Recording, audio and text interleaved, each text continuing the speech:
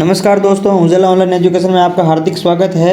और हम पढ़ रहे हैं पाचन तंत्र के जो PYQs हैं वो पढ़ रहे हैं दोस्तों। जैसे हमने पाचन तंत्र है हमारा टॉपिक है, उनके हमने 5 क्लासेज में पाचन तंत्र को कंप्लीट डिटेल में बहुत शानदार कंटेंट के साथ में हमने पढ़ लिया। उसके बाद में हमारा जो अगला एक वीडियो था वो PYQ का था, और आज हमारा जो PYQ का है वो हमारा दूसरा वीडियो है। तो आज ही हम PYQ पढ़ रहे हैं और इसमें कुछ क्वेश्चन है वो NYQ है, अर्थात नेक्स्ट ईयर क्वेश्चन भी इसमें शामिल है। तो आइए शुरू करते हैं। जैसे हमारा पहला प्रश्न है, दांत का वह भाग जो मसूड़ों के ऊपर निकला होता है वो क्या कहलाता है? दांत का वह भाग जो मसूड़ों के ऊपर निकला हुआ होता है वह क्या कहलाता है? दोस्तों इसका जो सही आंसर हो जाएगा वो हो जाएगा क्राउन। दांत का कौन सा भाग? दांत का क्राउन भाग है वो मसूड़ों के ऊपर निकला हुआ होता है। जो क्राउन भाग बोलते हैं ना, जो मसूड़ों के ऊपर निकला हुआ होता है उसको बोलते हैं। दोस्तों हमने दांत के बारे में बात की थी कि दांत का बाहरी भाग है वो इनेमल का बना हुआ होता है, आंतरिक भाग है वो डेंटाइन का बना होता है। डेंटाइन 80 से 85% भाग होता है। सबसे कठोर पदार्थ होता है वो इनेमल होता है। दांत का अध्ययन हमने बात की थी ओडेंटोलॉजी होता है, ओडेंटोलॉजी। और दांत में कौन सा प्रोटीन पाया जाता है? तो डेंटिन प्रोटीन पाया जाता है। और ये दांत बना किसका होता है? कैल्शियम प्लस फॉस्फोरस का होता है। और ये इनेमल बना होता है कैल्शियम एपेटाइट का।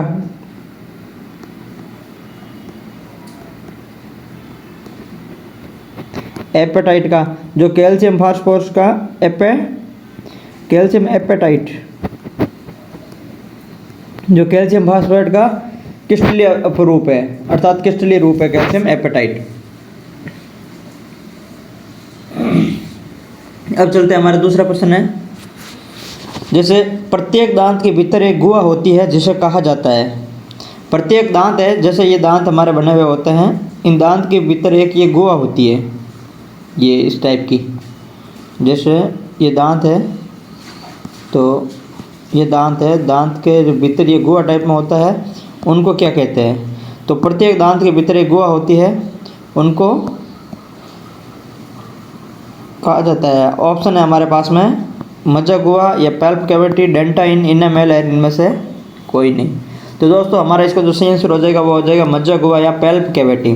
क्या हमने पढ़ा है? डेंटाइन तो निर्माण होता है, इनेमल बाहरी भाग होता है, आंतरिक भाग डेंटाइन होता है, ये तो हमने पढ़ लिया। तो हमारा इसका सही आंसर हो जाएगा ए।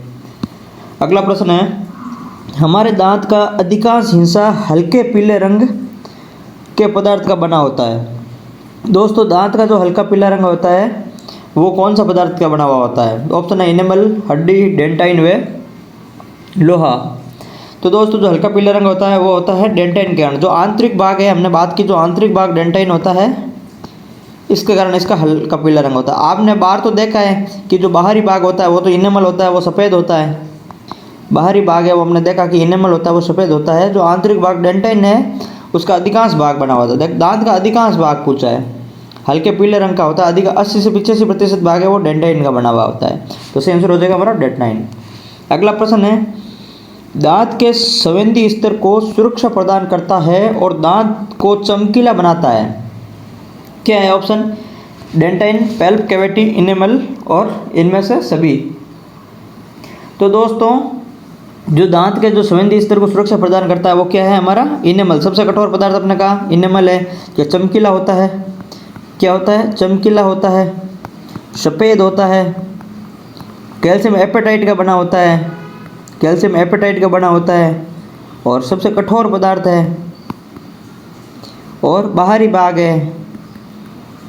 तो ये सब इनेमल की विशेषता है। पैल्प जो डेंटाइन है वो हल्का पीले रंग का होता है, आंतरिक भाग होता है, सर्वाधिक डेंटाइन होता है, और बाहरी भाग इनेमल होता है।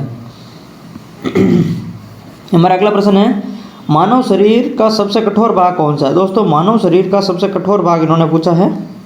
तो अभी हमने पढ़ा कि डेंटाइन है वो इनेमल है वो मानव शरीर का सबसे कठोर भाग है। मानव शरीर का सबसे कठोर उत्तक है। दोस्तों मानव शरीर का सबसे कठोर उत्तक कौन सा है?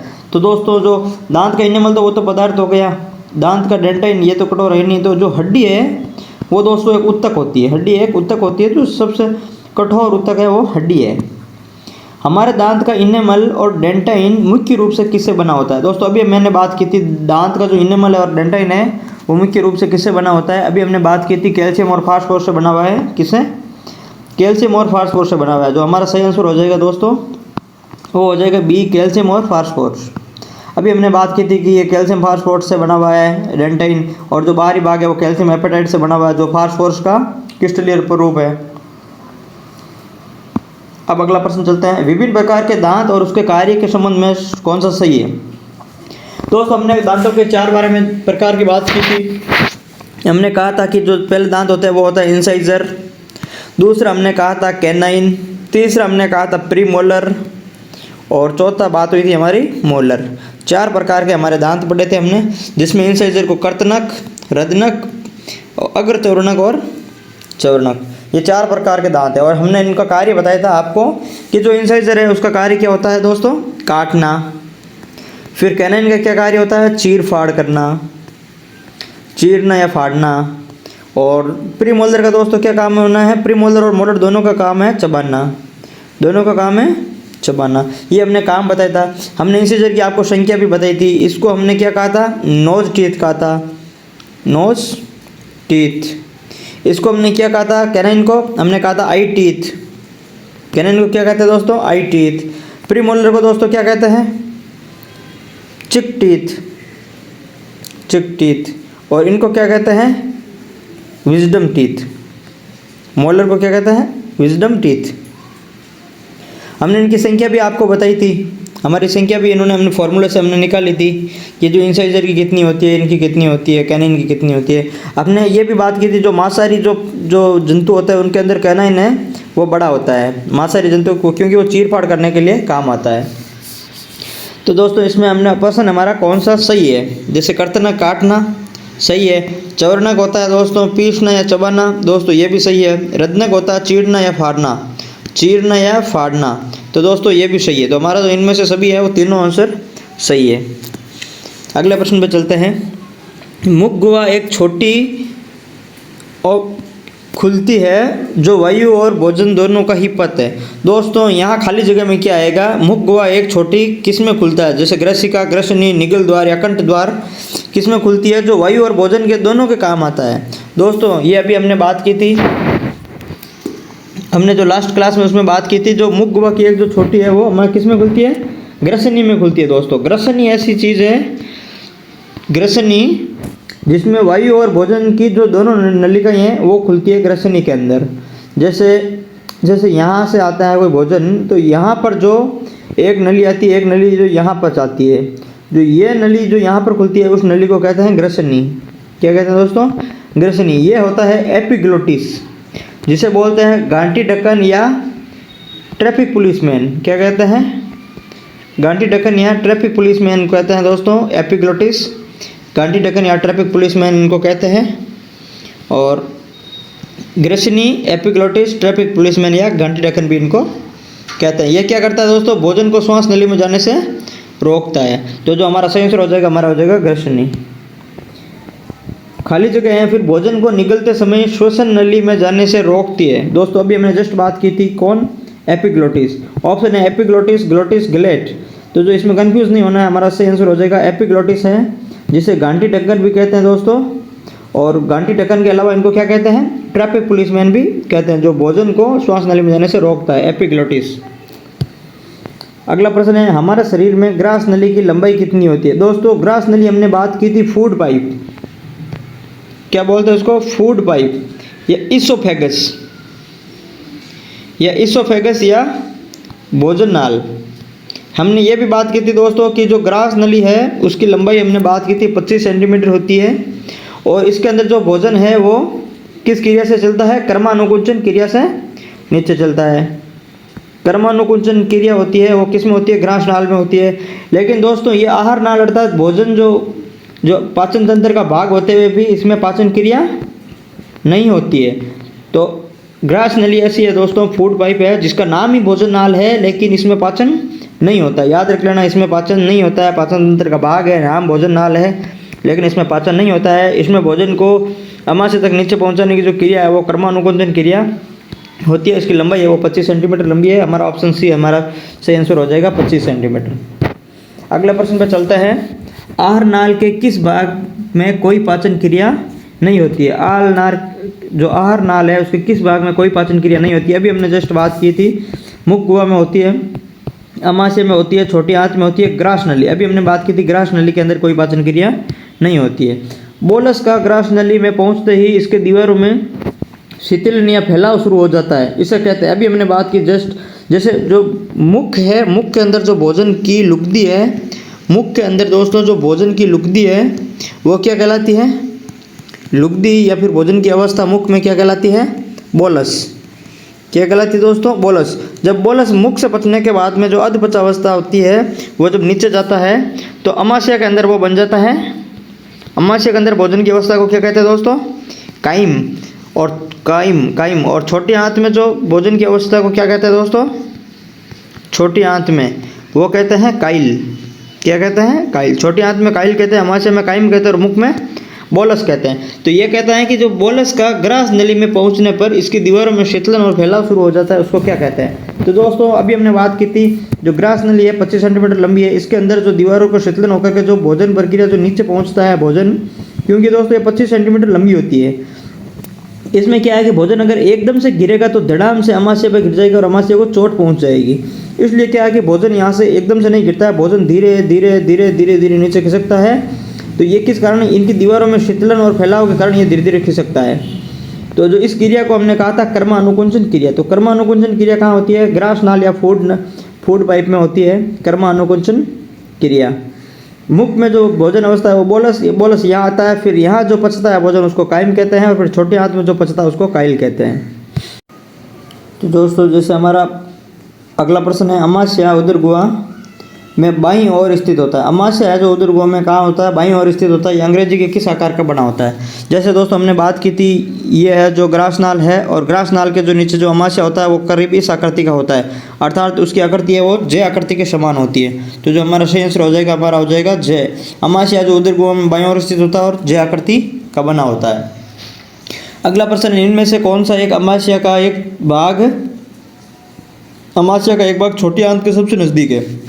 दोस्तों हमने बात की थी जो अमाशय है, ये हमने बात की थी अमाशय की बात की थी हमने कि यहाँ पे 3 भाग होता है। पहला कौन सा भाग होता है? जो हृदय के सबसे नज़दीक होता है उसको कहता है कार्डियक। बीच वाला भाग होता है दोस्तों उसको हमने कहा था फंडिक, और तीसरे वाले भाग को हमने कहा था पाइलोरिक। हमने 3 भाग बताए थे किसके? अमाशय के 3 भाग बताए थे। यहाँ जो वाल्व होता है उसको कार्डिक वाल्व कहते हैं, यहाँ जो वाल्व होता है उसको पाइलोरिक वाल्व कहते हैं। इसके अंदर जो संरचना होती है वो म्यूकस पाई जाती है, जो HCl से इसकी दीवारों की रक्षा करती है। तो दोस्तों इसके 3 भाग होते हैं, कार्डियक, फंडिक और पाइलोरिक। इन्होंने पूछा है कि जो छोटी आंत के सबसे नज़दीक भाग कौन सा है? तो दोस्तों यहाँ से जो छोटी आंत शुरू होती है तो इसके जो सबसे नज़दीक भाग होता है अमाशय का वो होता है कौन सा? पाइलोरिक भाग। हमारा सही आंसर हो जाएगा बी, पाइलोरिक भाग है जो इसका सही आंसर है। चलते अगले, जठर ग्रंथि दोस्तों किससे संबंधित है? हमने बात की थी कि जो हमारे आहार नाल है, आहार नाल के अंदर हमने बात की थी ये प्रमुख अंग है, और इन अंगों की कुछ सहायता करने के लिए पाचक ग्रंथियाँ होती है। अंगों की सहायता करने के लिए कुछ पाचक ग्रंथियाँ होती है। जैसे मुख के अंदर थी लार ग्रंथि, जैसे हमने बात की थी अमाशय के अंदर कौन सी ग्रंथि होती है?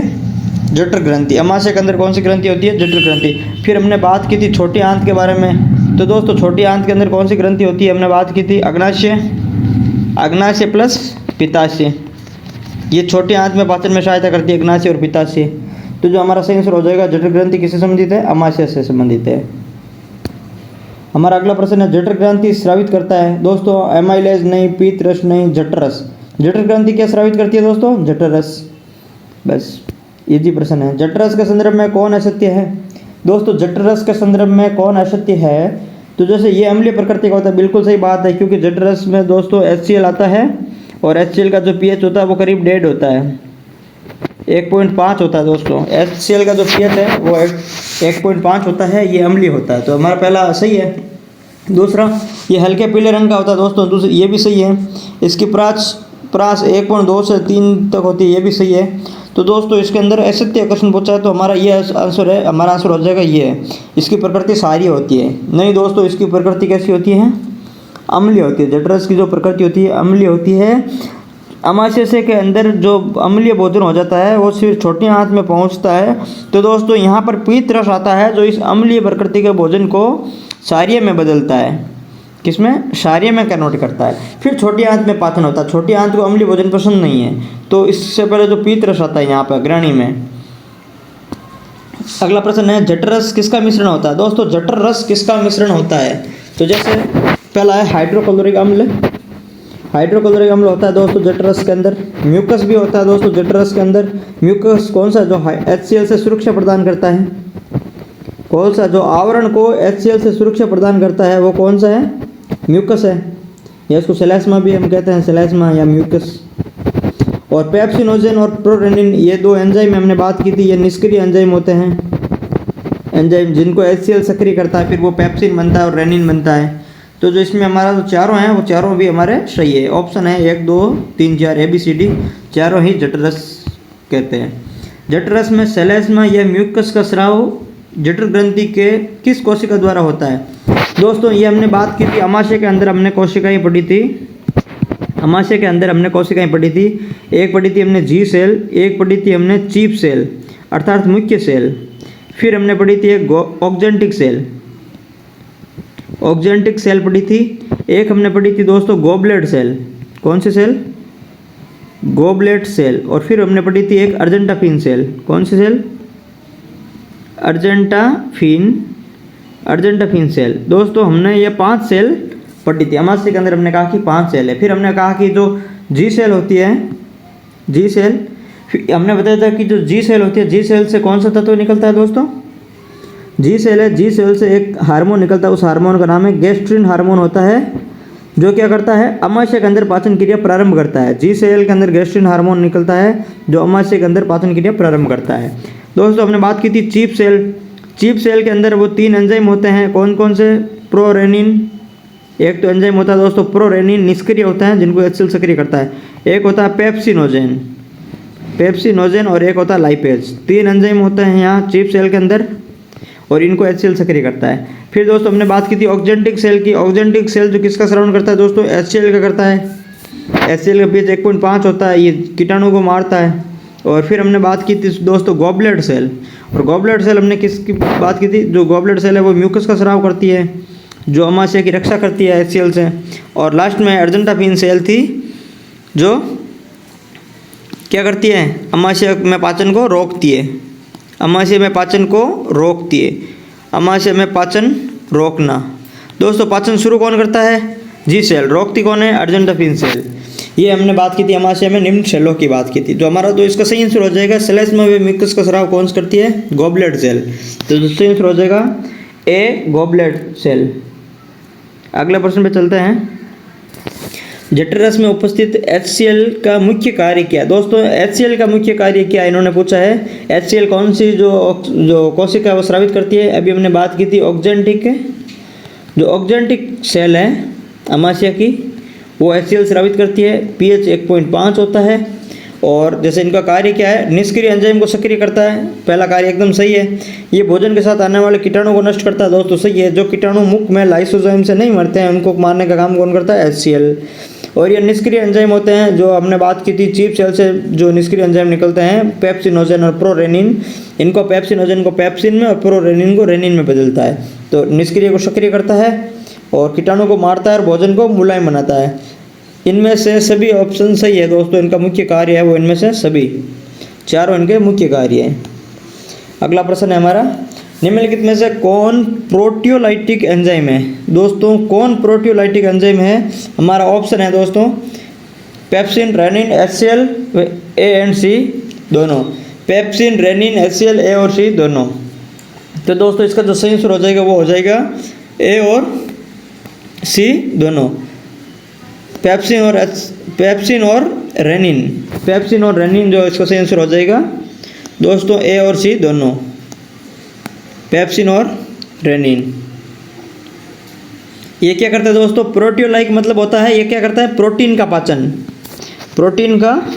पाचन करते हैं। कहाँ पे? अमाशय के अंदर। अमाशय के अंदर एक तो पेप्सिन एक रेनिन आता है जो प्रोटीन का पाचन करता है। तो कौन कौन से एंजाइम है? एक तो पेप्सिन एंजाइम है, एक रेनिन एंजाइम। हमारा सही आंसर हो जाएगा A और C दोनों। अगला प्रश्न है, जठरस में उपस्थित नेज कारक के अवशोषण के लिए आवश्यक है। दोस्त हमने बात की थी नेज कारक का प्रश्न है वो नीट में आया था, इसलिए हमने कहा था रीट से नीट तक की हमारी जो कक्षा रहेगी इसके अंदर एनटीपीसी जो प्रश्न है उसमें एक भी प्रश्न इससे बाहर नहीं जाएगा। सीईटी, एलडीसी और सीईटी 10+2+ ग्रेजुएशन दोनों उसमें शामिल हो गए। एलडीसी आने वाली पटवार, वीडियो, रीट और इन सभी एग्ज़ाम्स के लिए ये इम्पोर्टेंट रहेगी हमारी क्लास। तो दोस्तों जैसे नेज कारक है हमने बात की थी, नेज कारक हमने किस में बात की थी? ऑक्जेंटिक सेल में। किस में बात की थी? HCl के साथ हमने बात की थी। ऑक्जेंटिक सेल में नेज कारक होती है और नेज कारक होता है इसको कौन सा विटामिन उनके अवशोषण के लिए आवश्यक होता है? तो हमने बात की थी विटामिन B12 यानी साइनोकोबालामीन हमने बात की थी। साइनोकोबालामीन हमने बात की थी, विटामिन B12 साइनोकोबालामीन, अर्थात इनमें कोबाल्ट होता है। इनकी कमी से एक एनीमिया होता है, कोबाल्ट की कमी से एनीमिया होता है। उसका नाम क्या था दोस्तों? Pernicious anaemia. ये सबसे खतरनाक एनीमिया होता है दोस्तों, पर्नीशियस एनीमिया। इसमें व्यक्ति की मृत्यु तक हो जाती है। तो जैसे नेज कारक है, नेज कारक पाया जाता है ऑक्जेंटिक सेल में। विटामिन B12 इसके अवशोषण के लिए आवश्यक है, जो इसका रासायनिक नाम साइनोकोबालामीन है। कोबाल्ट की कमी से दोस्तों एक रोग होता है और उसको बोलते हैं पर्नीशियस एनीमिया। कौन सा एनीमिया? Pernicious anaemia. ये खतरनाक है दोस्तों, इससे व्यक्ति की मृत्यु तक हो जाती है।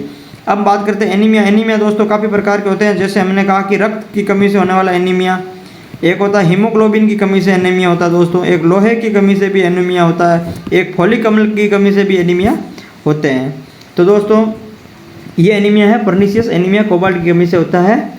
हमारा सही आंसर हो जाएगा विटामिन B12। अमाशय भोजन का संग्रहण करता है। दोस्तों अमाशय भोजन का संग्रहण कितने घंटे तक करता है? तो इसका जो सही आंसर हो जाएगा लगभग 4 से 5 घंटे। कितना? 4 से 5 घंटे। हमारे शरीर में पाचन की क्रिया कहाँ से शुरू होती है? दोस्तों हमने बात की थी कि पाचन की क्रिया शुरू कहाँ से होती है? पाचन की क्रिया हमारे शुरू होती है मुख गुहा से और ख़त्म कहाँ होती है दोस्तों? छोटी आंत में। कहाँ होती है दोस्तों? छोटी आंत में। बीच में आता है अमाशय, बीच में आता है अमाशय। जैसे मुख गुहा में सबसे पहले पाचन किसका होता है? हमने बात की थी मुख गुहा में सबसे पहले पाचन किसका होता है? कार्बोहाइड्रेट का। किसका? कार्बोहाइड्रेट का पाचन होता है। और अमाशय के अंदर प्रोटीन वसा इनका होता है। और छोटी आंत में क्या होता है दोस्तों? पाचन पूर्ण हो जाता है। और सर्वाधिक पाचन भी कहाँ होता है दोस्तों? छोटी आंत में होता है। सर्वाधिक पाचन कहाँ होता है? छोटी आंत में। पाचन पूर्ण कहाँ होता है? छोटी आंत में। पाचन की शुरुआत कहाँ होती है दोस्तों? मुख गुहा में। तो हमने बात की पाचन शुरू हो जाता है मुख गुहा से। हमारा सही आंसर हो जाएगा ए, मुख गुहा। निम्न में से किसका पाचन हमारे मुख गुहा से शुरू होता है? दोस्तों हमने बात की थी अभी जस्ट पहले, कार्बोहाइड्रेट का पाचन है वो मुख गुहा से होता है। और प्रोटीन का सबसे पहले पाचन कहाँ होता है? अमाशय में होता है। और वसा का भी पाचन कहाँ होता है दोस्तों? अमाशय के अंदर होता है। इनको सबसे पहले टुकड़ों में तोड़ देता है। अब बात कर, जैसे दोस्तों इन्होंने ऑप्शन दिया है, एक तो कार्बोहाइड्रेट स्टार्च और एक दिया है कार्बोहाइड्रेट सेल्यूलोज। बहुत शानदार ऑप्शन है, आप इनमें कंफ्यूज मत होना दोस्तों। जो हमारा जो शरीर में पाचन होता है वो किसका होता है दोस्तों? स्टार्च का ही होता है। किसका? स्टार्च का ही पाचन होता है। और ये जो स्टार्च कार्बोहाइड्रेट है यही हमारा सही आंसर होगा। जो सेल्यूलोज है, सेल्यूलोज का पाचन हमारे नहीं होता है। सेल्यूलोज पादपों की जो कोशिका भित्ति है, पादपों की दोस्तों कोशिका भित्ति है वो सेलुलोज की बनी होती है। पादपों की कोशिका भित्ति सेलुलोज की बनी होती है। और क्या है प्राकृतिक में दोस्तों, प्रकृति में सर्वाधिक पाए जाने वाला कार्बनिक पदार्थ कौन सा है? प्रकृति में सर्वाधिक पाया जाने वाला कार्बनिक पदार्थ, सर्वाधिक पाया जाने वाला कार्बनिक पदार्थ। दोस्तों प्रकृति के अंदर सर्वाधिक पाया जाने वाला कार्बनिक पदार्थ कौन सा है? दोस्तों प्रकृति के अंदर सर्वाधिक पाया जाने वाला कार्बनिक पदार्थ है सेल्यूलोज। पादपों की कोशिका भित्ति सेल्यूलोज की बनी होती है। और दोस्तों जो सेल्यूलोज है इसका पाचन करने के लिए हमारे अंदर ई कोलाई नामक एक जीवाणु पाया जाता है। ई कोलाई नामक जीवाणु पाया जाता है। हमने बात की थी अपेंडिक्स की हमने बात की थी। जो अपेंडिक्स है वो हमारे लिए अवशिष्ट अंग है, उसके अंदर ई कोलाई नामक जीवाणु होता है जो सेल्यूलोज का पाचन करता है दोस्तों। तो अर्थात एक प्रश्न एग्जाम में आया था कि ई कोलाई जीवाणु किस आंत में पाया जाता है? ई कोलाई जीवाणु है वो किस आंत में पाया जाता है? तो आंसर हो जाएगा हमारा दोस्तों बड़ी आंत, क्योंकि अपेंडिक्स किसका भाग है दोस्तों? अपेंडिक्स है वो बड़ी आंत का भाग है। तो जो हमारा सही आंसर हो जाएगा वो हो जाएगा बड़ी आंत। ई कोलाई जीवाणु कहाँ पाया जाता है? बड़ी आंत के अंदर। तो दोस्तों जो हमारा सही आंसर हो जाएगा वो हमारा स्टार्च होता है, सेल्यूलोज हमारा आंसर नहीं होता है। ठीक है, हमारे पाचन प्रक्रिया में प्रोटीन का पाचन कहाँ से शुरू होता है? दोस्तों अभी मैंने बात की थी मुख से होता है कार्बोहाइड्रेट का पाचन शुरू, मुख से होता है कार्बोहाइड्रेट का पाचन शुरू। प्रोटीन से जो पाचन शुरू होता है वो दोस्तों होता है अमाशय से। प्रोटीन का पाचन शुरू होता है दोस्तों अमाशय से। जो अमाशय से जो पाचन होता है वो दोस्तों प्रोटीन का पाचन होता है। चलो अगला प्रश्न है हमारा, अमाशय में अंशतः पाचन जो अंशतः पाचन खाना जो छोटी आंत में प्रवेश करता है उसे क्या कहते हैं। दोस्तों ये मैंने बात की थी, जो बोलस होता है वो मुख में जो भोजन की व्यवस्था बोलस होती है। काइल की हमने बात की थी, छोटी आंत में भोजन की व्यवस्था वो काइल होती है, और काइम होती है वो होती है अमाशय के अंदर जो अर्धपचित भोजन है उसको काइम कहते हैं। तो इन्होंने पूछा अमाशय का, तो हमारा सही आंसर हो जाएगा काइम। अगर दोस्तों छोटी आंत का पूछता तो काइल हो जाता, और मुख का पूछता तो बोलस हो जाता। मोस्ट इंपॉर्टेंट है, याद रख लेना। मनुष्य में छोटी आंत की लंबाई कितनी होती है दोस्तों? मनुष्य के अंदर छोटी आंत की लंबाई कितनी होती है? तो दोस्तों लगभग 6 से 7 मीटर के लगभग होती है मनुष्य में छोटी आंत की लंबाई। छोटी आंत का सबसे पहला और सबसे छोटा भाग कौन सा है? दोस्तों जैसे हमने बात की है, हमने पहले पढ़ा उस समय भी हमने ये मोस्ट इंपॉर्टेंट बताया कि हजारों बार पूछा गया प्रश्न है। जैसे ये छोटी आंत है दोस्तों, ठीक है। तो छोटी आंत के हमने बताए थे 3 भाग बताए थे। पहला भाग तो बताया था ड्यूडेनम, दूसरा भाग बताया था हमने जेजुनम, और तीसरा भाग बताया था हमने दोस्तों इलियम। क्या बताया था? इलियम। ये हमारा छोटी आंत के 3 भाग है। फिर हमने बताया कि जो डेडेनम है उसी को ग्रहणी भी कहते हैं, ग्रहणी भी कहते हैं, इसको मध्यांतर और इसको शशांतर भी कहते हैं। तो दोस्तों जो हमने इनका क्रम भी आपको बताया था कि ड्यूडेनम और फिर जोजेनम और फिर इलियम, ये 3 भाग है। तो सबसे बड़ा इलियम होता है, फिर जेजेनम होता है, सबसे छोटा है जो ड्यूडेनम होता है। दोस्तों इनका जो क्रम है हमेशा यही रहता है, उल्टा, ये नीचे से ऊपर जाता है। जो इलियम है वो सबसे बड़ा है, फिर जेजेनम है और फिर ड्यूडेनम है। तो इन्होंने यह पूछा कि सबसे पहला, तो दोस्तों सबसे पहला ऊपर से आते हैं अमाशय के बाद में, तो सबसे पहला कौन सा? ड्यूडेनम है। और सबसे छोटा भाग तो ये हमने पढ़ लिया, सबसे छोटा भी ड्यूडेनम है और सबसे पहला भी ड्यूडेनम है। तो हमारा सही आंसर हो जाएगा ड्यूडेनम। अगले प्रश्न पर चलते हैं। मानव शरीर में ड्यूडेनम की आकृति अंग्रेजी के किस आकार की? अभी दोस्तों हमने बात की थी ड्यूडेनम की आकृति है वो किस आकार की बनी हुई होती है दोस्तों? जैसे ड्यूडेनम है वो दोस्तों सी आकार के बने होते हैं। तो जो हमारा सही आंसर हो जाएगा 85 में बी सी, अर्थात आकृति है वो सी आकार की बनी होती है। मानव शरीर का खाना सबसे अधिक पाचन कहाँ होता है? दोस्तों मैंने बात की थी सर्वाधिक पाचन कहाँ होता है? छोटी आंत में। सबसे पहले पाचन कहाँ होता है? मुख गुहा में। सबसे अंत में पाचन कहाँ होता है? छोटी आंत में। मानव आहार नाल का सबसे लंबा भाग क्या है दोस्तों? अभी हमने बात की थी सबसे लंबा भाग छोटी आंत हो जाएगा। सबसे लंबा भाग कौन सा हो जाएगा दोस्तों? तो हमारा जो सही आंसर हो जाएगा सबसे लंबा भाग है वो कौन सा हो जाएगा दोस्तों? छोटी आंत। छोटी आंत हमने बात की, आहार नाल की जो लंबाई है वो टोटल 32 फीट है, और छोटी आंत की जो लंबाई है वो 6 से 7 मीटर है, या फिर 9 से 10 मीटर के। तो आहार नाल की जो टोटल लंबाई है 9 से 10 मीटर है, जबकि इसके अंदर छोटी आंत की जो लंबाई है वो 6 से 7 मीटर लंबाई है। दोस्तों बड़ी आंत है वो चौड़ाई में बड़ी होती है लेकिन लंबाई में छोटी होती है, और छोटी आंत है वो चौड़ाई में कम होती है लेकिन लंबाई में ज़्यादा होती है। मानव शरीर में पाचन की क्रिया समाप्त होती है। दोस्तों पाचन की क्रिया कहाँ समाप्त होती है? अभी मैंने बात की है, कहाँ से शुरू होती है? मुख गुहा से शुरू होती है। फिर पाचन की प्रक्रिया समाप्त कहाँ होगी? छोटी आंत में, बड़ी आंत में, बड़ी आंत के रेक्टम में और बड़ी आंत के शिक्कम में। दोस्तों छोटी आंत के शिक्कम में। दोस्तों ये शिक्कम है वो छोटी आंत का भाग ही नहीं है। पहली बात तो ये प्रश्न ही गलत है, ऑप्शन ही गलत है। शिक्कम है वो बड़ी आंत का भाग है, ठीक है। बड़ी आंत के रेक्टम है। बड़ी आंत के जो भाग है वो है रेक्टम, कोलम, शिक्कम, ठीक है दोस्तों। बड़ी आंत के जो भाग है वो क्या है? रेक्टम, कोलम, शिक्किम। तो जैसे हमारा जो सही आंसर हो जाएगा वो हो जाएगा दोस्तों छोटी आंत। हमने बात की थी जो पाचन की क्रिया है वो पाचन की क्रिया प्रारंभ कहाँ होती है दोस्तों? प्रारंभ हमने बात की थी मुख गुहा में। सर्वाधिक पाचन कहाँ होता है?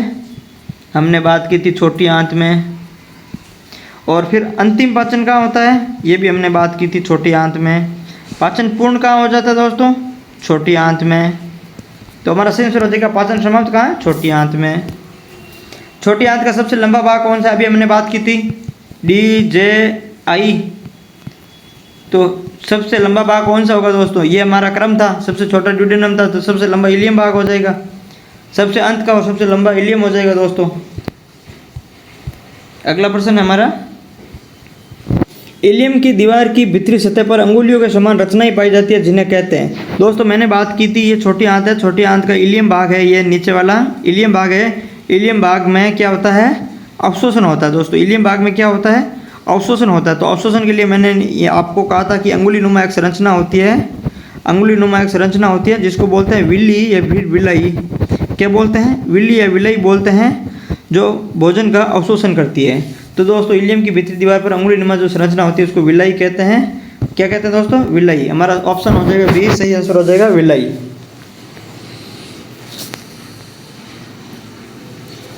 फिर अब हमारा जैसे अगला है, छोटी आंत में उपस्थित विलाई का मुख्य कार्य क्या है? दोस्तों अभी मैंने बताया था कि अवशोषक की सतह को बढ़ाना, अवशोषण सतह को कम करना। तो दोस्तों ये पचाना नहीं होता है, इनका होता है अवशोषण करना। तो दो ऑप्शन तो गलत हो गए। सतह को कम नहीं करता दोस्तों, ये अवशोषक की सतह को बढ़ा करके क्या करता है?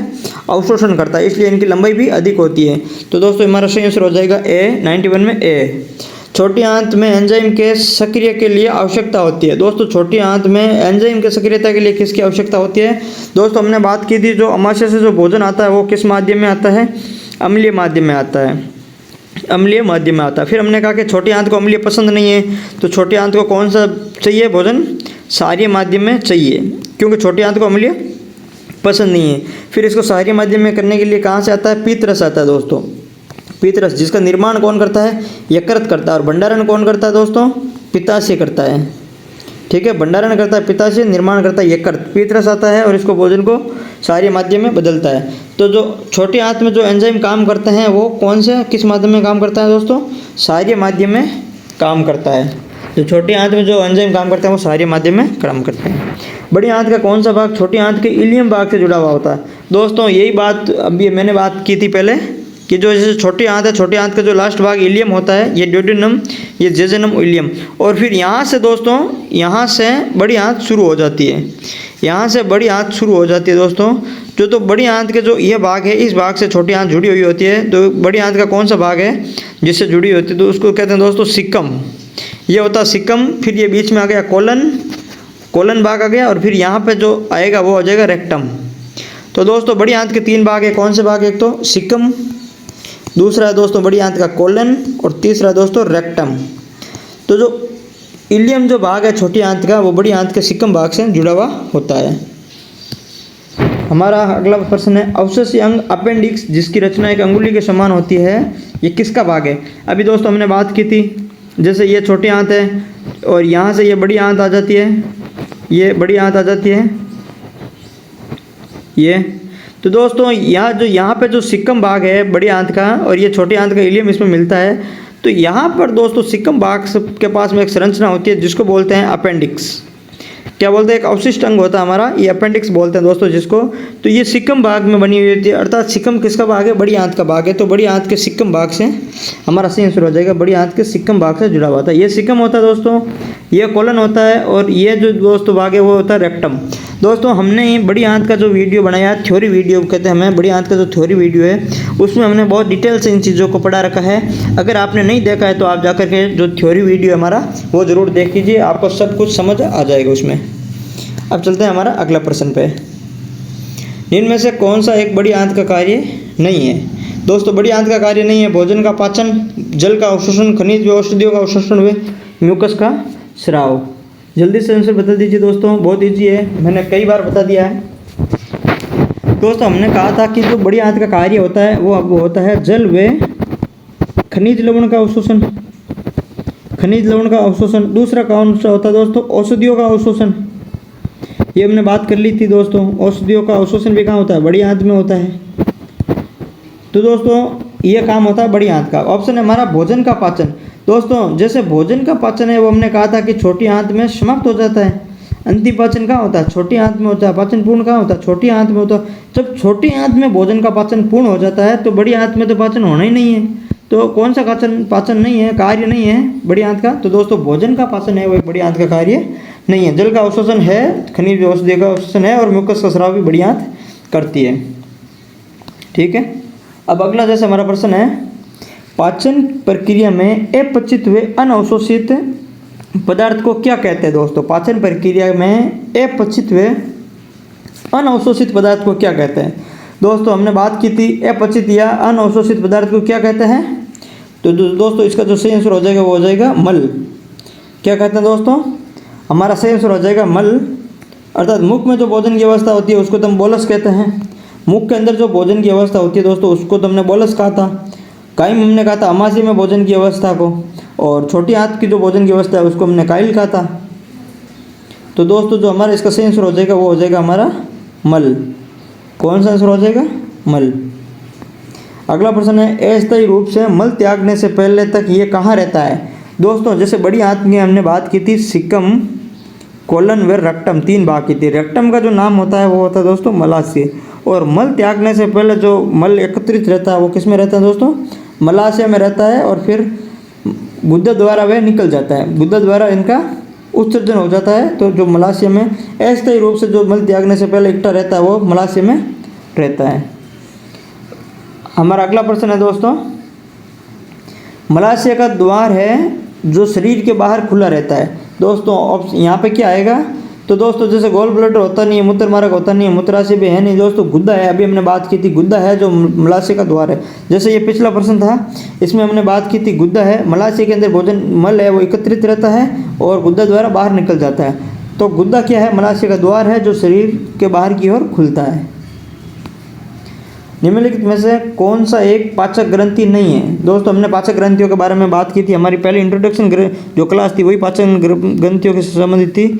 इसके अंदर हमने पढ़ा था कि मुख में सहायता करने के लिए लार ग्रंथियाँ होती है, अमाशय के अंदर सहायता करने के लिए उसमें जठर ग्रंथियाँ होती है, और हमने बात की थी छोटी आंत में पार करने के लिए हमारे अग्नाशय ग्रंथि होती है, और कौन सी होती है दोस्तों? यकृत ग्रंथि और पित्ताशय ग्रंथि होती है। ये तीनों किस्में छोटी आंत में पाचन में सहायता करती है। तो दोस्तों कौन सी पाचन ग्रंथि नहीं है? लार है, अग्नाशय है, यकृत है, थायराइड ग्रंथि है दोस्तों, ये हमारी पाचन ग्रंथि नहीं है, ये अंतःस्रावी ग्रंथि है जिसमें हम पढ़ेंगे ये हार्मोन्स निकालती है। जो पाचन ग्रंथि है वो तो क्या निकालती है दोस्तों? एंजाइम निकालती है, और ये अंतःस्रावी ग्रंथि है वो हार्मोन स्रावित करती है। तो इसको हम अंतःस्रावी जो हमारा टॉपिक है उसमें हम पढ़ेंगे। हमारा अगला प्रश्न है ब्रूनर्स ग्रंथियाँ कहाँ पाई जाती है? दोस्तों मोस्ट इंपॉर्टेंट प्रश्न है, ब्रूनर्स ग्रंथियाँ कहाँ पाई जाती है? तो दोस्तों हमारा ऑप्शन है इसमें से आंसर हो जाएगा छोटी आंत।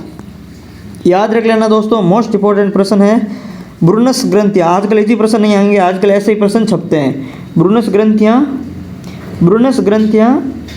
ग्रंथियाँ दोस्तों कहाँ पाई जाती है? याद रख लेना छोटी आंत में। आजकल ऐसे ही प्रश्न बनते हैं दोस्तों, इसीलिए मैंने वो अमाशय के अंदर डिटेल में पढ़ाया था। अमाशय के अंदर मैंने बहुत सारी सेल्स पढ़ाई थी, डिटेल में पढ़ाया था। इतनी डिटेल में सेल्स कोई नहीं पढ़ाता है, लेकिन मैंने वो जरूर पढ़ाया क्योंकि आजकल कंपटीशन इतना है कि इस तरीके के प्रश्न पूछने लगे हैं। इसलिए मैंने पहले ही कहा था कि जो हमारा जो कंटेंट है वो बहुत ही शानदार बेहतरीन कंटेंट होगा। आप कोशिश करेंगे कि एक भी प्रश्न इसमें से बाहर नहीं जाए, इसलिए आप हमारा जो थ्योरी वीडियो है वो आप ज़रूर पूरा देख लीजिए। ठीक है दोस्तों, जैसे ब्रूनर्स ग्रंथियाँ हैं वो किस में पाई जाती है? छोटी आंत में पाई जाती है। अगला प्रश्न है खाली जगह, उसके बाद में प्रोटीन और वसा का पाचन नहीं होता है। दोस्तों किसमें प्रोटीन और वसा का पाचन नहीं होता है? जैसे ड्यूडेनम है, छोटी आंत का भाग है, अमाशय में भी होता है दोस्तों। मुख गुहा, दोस्तों मुख गुहा ऐसा है जिसमें प्रोटीन और वसा का पाचन नहीं होता। हमने पहले ही बात की थी, मुख गुहा में सर्वप्रथम पाचन होता है, और मुख गुहा में सिर्फ किसका पाचन होता है? कार्बोहाइड्रेट का पाचन होता है। मुख गुहा के अंदर लार ग्रंथियों से एक तो टाइलिन एंजाइम निकलता है, या फिर उसका दूसरा नाम है एमाइलेज जो कार्बोहाइड्रेट का पाचन करता है। दूसरा एंजाइम निकलता है लाइसोजाइम जो कीटाणु को मारता है, और लाइसोजाइम और कहाँ पाया जाता है दोस्तों? आंखों में भी पाया जाता है। हमारा एक सामान्य व्यक्ति में प्रतिदिन कितना लार बनता है? दोस्तों मैंने लिखा था कि जो एक सामान्य व्यक्ति है उसमें प्रतिदिन लगभग 1 से 1.5 लीटर के लगभग लार बनती है। तो हमारा जो सही आंसर हो जाएगा इसमें 1.5 लीटर हो जाएगा। क्या सामान्य मनुष्य में प्रतिदिन 1.5 लीटर है वो लार बनती है? तो आप याद रखना 1.5 लीटर। ठीक है दोस्तों, तो जो हमारा ये पाचन तंत्र है हम पढ़ रहे हैं पाचन तंत्र। हमने 5 पहले थ्योरी क्लास पढ़ी है, और थ्योरी भी मोस्ट इंपॉर्टेंट बहुत शानदार तरीके से बताई है मैंने, अच्छा कंटेंट दिया है, आप ज़रूर देखिए। उसके बाद में हमने एक वीडियो पढ़ा था, किसका? हमने एक जो हमारी लास्ट क्लास थी वो थी हमारे PYQs की, और इस बार फिर हमारी एक कक्षा भी है PYQs की। अभी तक हमारी 2 कक्षा PYQs हो गई है दोस्तों। अब हमारी 1-2 कक्षा और है जिसमें हम करवाएंगे PYQ प्लस NYQ अर्थात नेक्स्ट ईयर क्वेश्चन। ये तो है जो पिछले वर्षों में आए हुए क्वेश्चन है, और नेक्स्ट ईयर क्वेश्चन है जो कैसे क्वेश्चन आएंगे उसके बारे में भी हम साथ में चर्चा कर रहे हैं। तो हमारे 1 या 2 वीडियोस के और आएंगे। उसके बाद में हमारा पाचन तंत्र है उसके बाद में हमारा पाचन तंत्र है वो कंप्लीट रूप से पूर्ण हो जाएगा, क्योंकि थ्योरी भी हमने बेहतरीन ढंग से करवा दिया, बेहतरीन कंटेंट दे दिया। और उसके बाद में हमारी 3 से 4 PYQs की क्लास हो जाएगी। तो मतलब एक भी PYQs हमारा पीछे नहीं छूटेगा, अर्थात सभी एग्जाम में आए हुए प्रश्न हमने इसमें कवर कर लिया है। तो आपको इसके अलावा कहीं से भी पढ़ने की और कुछ भी देखने की आवश्यकता नहीं पड़ेगी। आप मैं जो बता रहा हूँ वो PYQs कर लो और जो मैं बता रहा हूँ थ्योरी कर लो, आपका जो टॉपिक कंप्लीट हो जाएगा। उसके बाद में आप कोई भी एग्जाम देना, चाहे NTPC हो, चाहे CET हो, चाहे LDC हो, चाहे RET हो, कोई भी एग्जाम देना, इस टॉपिक से बाहर एक भी प्रश्न नहीं जाएगा। धन्यवाद।